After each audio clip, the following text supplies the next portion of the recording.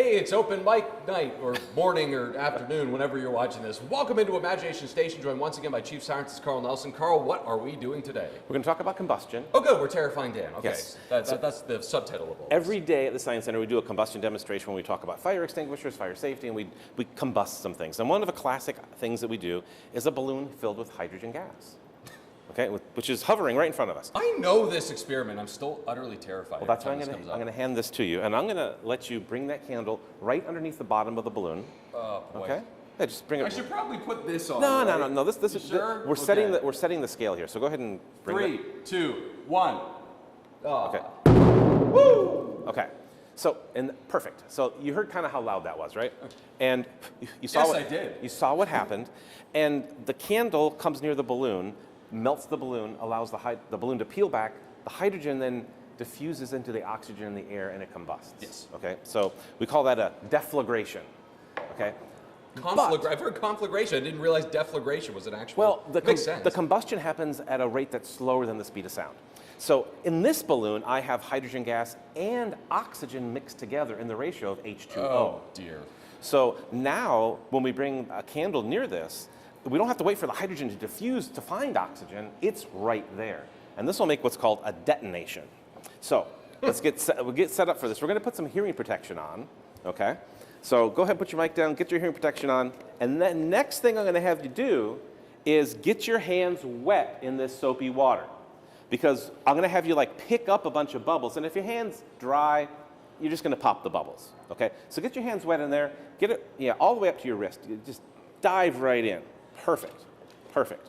Now leave the water on there, and I'm going to take your hands out. I'm going to make a bunch of bubbles, and your job is going to be to scoop up as many of these as you can into the palm of your hands, and then we're just going to add a little energy to it so that hydrogen and oxygen gases can combine together to create H2O, or a tiny bit of water.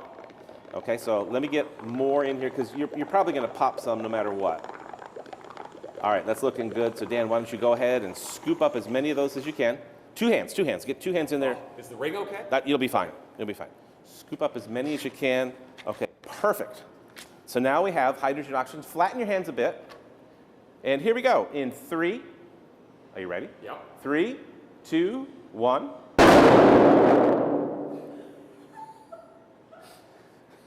I want to point out that I knew what was coming. This is one of the first ones we ever did a couple of years ago. Yeah. I knew what was coming. Our small audience perhaps did and went, oh, okay, it's bubbles, They were whatever. And like, oh no. So it's so extreme. I can't emphasize how loud that actually is. Yeah, the concussive force. you can feel it in your chest, right? And that's because this is actually a detonation. Because the oxygen and hydrogen were mixed together, it could detonate, and that shock wave propagates faster than the speed of sound, which is why it's so incredibly loud and why you can feel it. Yes, you can. So I'm still like jittering on that. It's amazing. It's got to be the visceral, right? Like you feel you're holding it in your hand. Right. But you really can't. And you feel the heat from the explosion actually on your face more than you feel the force on your hand. That's the weirdest part. It happens so quickly. We've done high-speed footage of this, and that detonation compared to the deflagration before happens so quickly. It's just gone, right? And also notice all the bubbles in here were popped by that shock wave too. We had a lot of bubbles left in there. Wow, that's going to be fun on replay. They are all gone. So that's a cool thing to kind of go back and look at. But just part of a combustion demonstration they do every day. We don't do this every day. We save it just for you. Lucky me. Thank you so much, Carl Nelson. I want to point out before we go, we've got branded Imagination Station earmuffs over here. That's fantastic. Now, I did not have the courtesy of this, I believe, on our first one, so it was infinitely more terrifying, yes, too. It was. Oh, still gets me every time. You are the most terrifying part of any given week that I am downtown here. But I thank you very much. No problem. I'm Dan, that's Carl, and that was how you imagine it.